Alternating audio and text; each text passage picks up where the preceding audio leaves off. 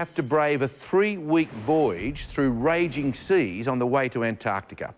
But once you arrive, one of Mother Nature's greatest treasures awaits. No roads, no tourists, just you and 4 million furry neighbours.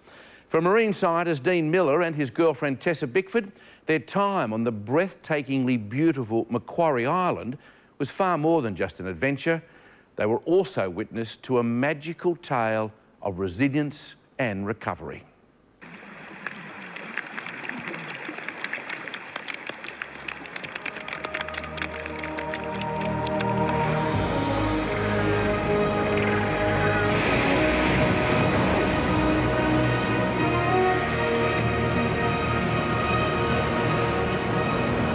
On this tiny little speck of land in the middle of the Southern Ocean, over 4 million animals will come to breed for the summer, and it's one of the most important nurseries in the world.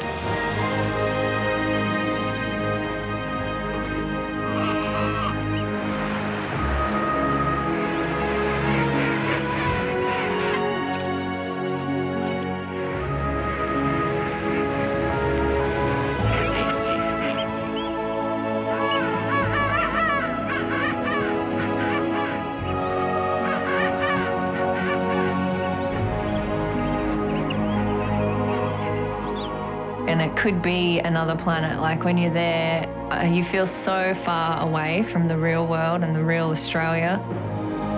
It doesn't look like Australia, but it is Australia.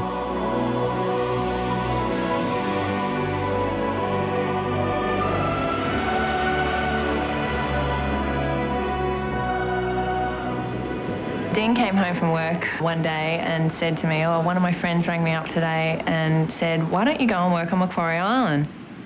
They were looking for 2 people to go down and research the fur seals, and Tessa and I at the time were looking for a new exciting adventure together. Most people's initial response was, you must be getting paid a lot. And that was so wrong. We were certainly going to be tested. Knowing about the roaring 40s and you know, the tales of the Southern Ocean and the crazy weather conditions down there, I was pretty scared about getting on the boat and spending 3.5 days.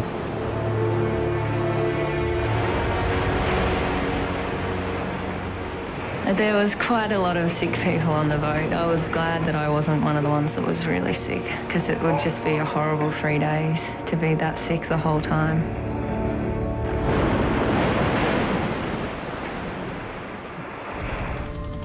Getting to Maquarie Island and seeing it for the very first time and just seeing the rugged nature of the cliff faces, and this was everything I think that we'd all dreamed about. You know, it was the dream was coming true. We were there.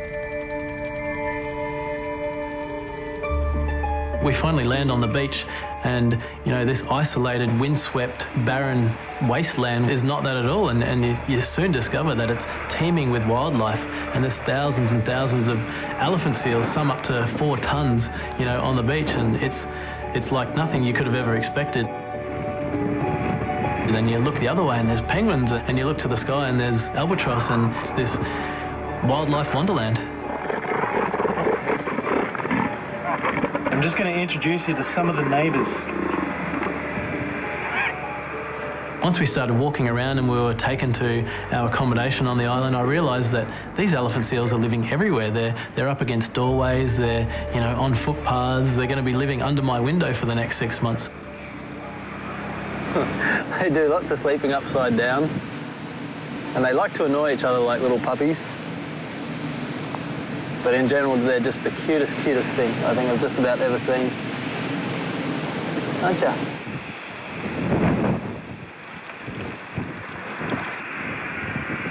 Every day we hike to the fur seal colony to get to work, and on the way there's this cliff face that we have to pass. There are these sooty albatross that nest on these cliff faces, and they're the most majestic, beautiful birds I think I've ever seen. You've got this bird that's like 1.5 meters wide, wingspan, just flying right over the top of you, and you can feel the wind even sometimes.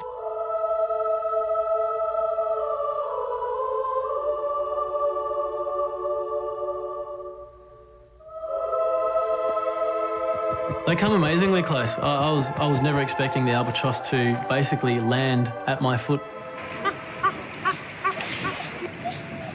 Dean and I, we're monitoring the reproduction and the progress of the fur seal colony that's coming back on the island. We're about to put his little flipper tags in. You can see that he's still got a bleach number there. And that'll make it a lot easier for the people who work here next season to ID who he is and that he's come back again. Ready. Between 1810 and 1820, 200,000 fur seals were wiped out, basically exterminated, eliminated from the island with 0 left. Just to use them for their coats mainly, and then once they'd wiped out all the fur seals, they then moved on to the elephant seals and used their blubber for oil, and then once they'd wiped those out, they moved on to the penguins and started boiling the penguins. So it's really horrific history.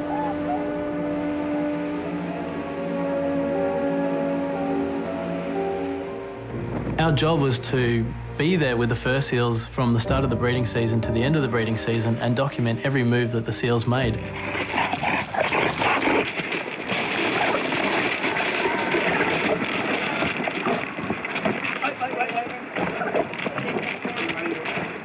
I'll get the net, you jump off, Mike. I'm not ready. All at once, one.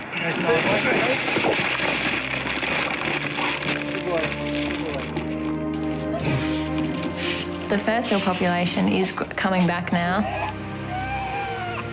First time that we saw a pup born on the island was just, yeah, it was, I don't really know how to describe it. It was almost like I was having my own baby. Our first pup, it's our first pup. Out of the 220 fur seal pups that we had for the season, there was only one particular pup who seemed to have a personality that was really inquisitive and really wanted to know who we were. He was little 163, or Harry as we named him. To make a connection with a fur seal pup, a wild seal who, you know, was born in the Southern Ocean, and here you are as a researcher, you know, it was an incredible experience that I don't think can be matched. This is one instance where we're seeing an animal come back from the brink of extinction. Over summer, there's about 30 people that live on the station. That includes an engineer, a plumber, an electrician, a carpenter, a diesel mechanic, a doctor, a chef. And these people keep the station alive for the researchers then to do the work that they need to do.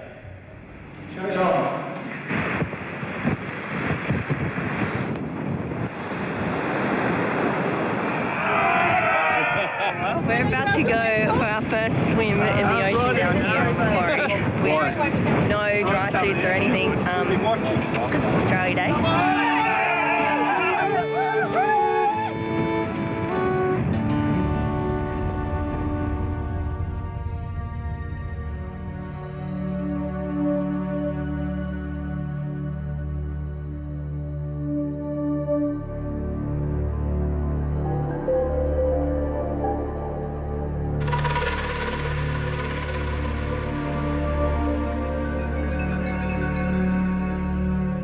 The orca or killer whales were there with one purpose and one purpose only, and that was to feed. For them, this was a smorgasbord. You can imagine that the 4 million animals that rock up to the island each year all have to have babies, and most of those babies have to get into the water at some stage.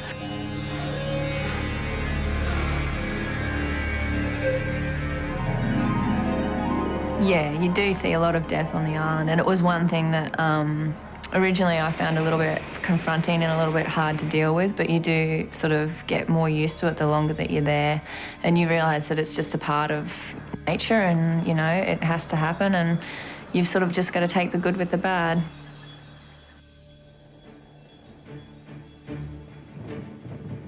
So we finally make it to the southern end of the island, which is 35 kilometres away from the station, through blizzards and snow and rain and strong winds.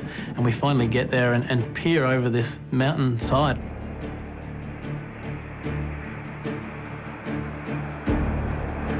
This is going to be fun. We just went for it. We just ran.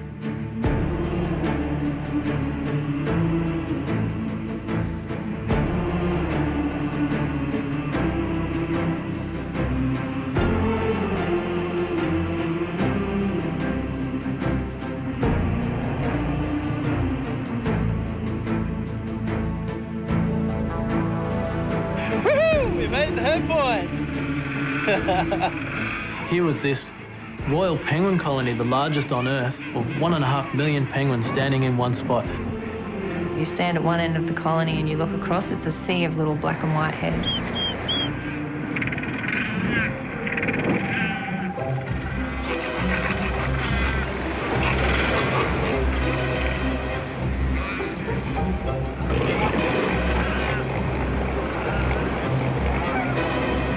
I've never spent much time around penguins before. You're just not prepared for how quirky and funny and interesting that they can be, and, you know, silly in some instances as well.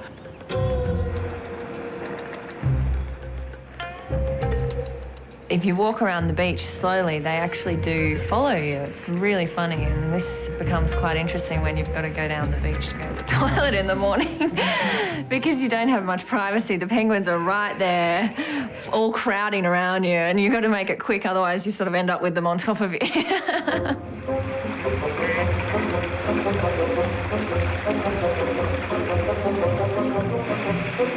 We happened upon this site of literally thousands and thousands of royal penguins walking in either direction up and down this creek bed, high, way up into the mountains, about 150 metres elevation, 5 kilometres away from the beach. It's just awesome. It's like it's a little fairy tale or something. You definitely get the feeling that what you're looking at is something very, very special.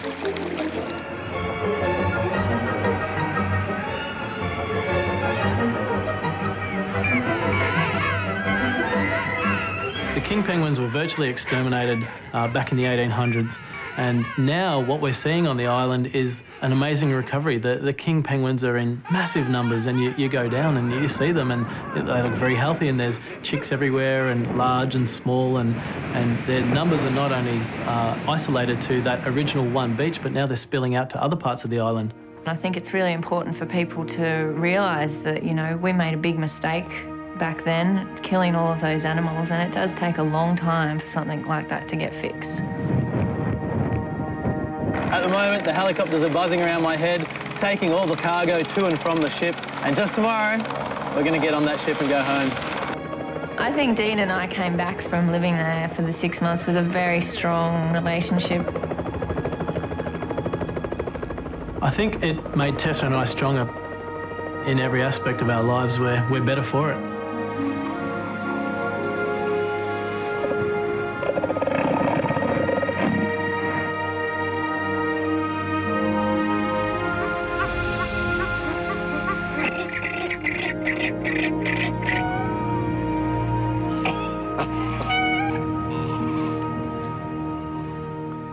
Incredible pictures, and all the more so when you realise Dean is a scientist, not a professional cameraman. He taught himself while filming those unforgettable shots, and there's lots more of them on our website.